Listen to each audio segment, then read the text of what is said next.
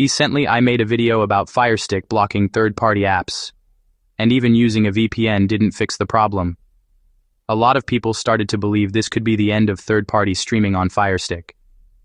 That's not completely true. There are still a few things you can do, and in this video, I'll quickly walk you through what actually works. Amazon has started rolling out a piracy block, and it's affecting tons of popular third-party streaming apps across different regions. So, what can you actually do if your apps suddenly stop working or won't install? There are a few things you can try. Let's break it down step by step. Option 1, Modified App Fix.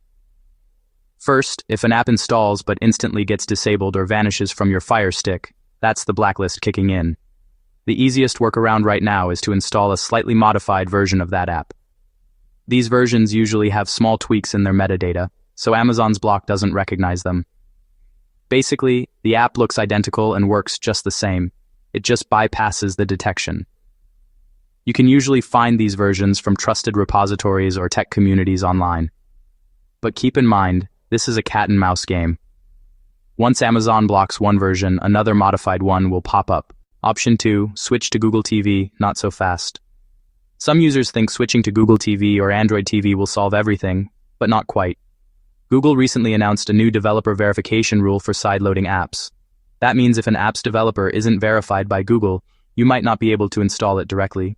However, there's still a workaround. You can use ADB, Android Debug Bridge, to push those apps manually from your computer or phone.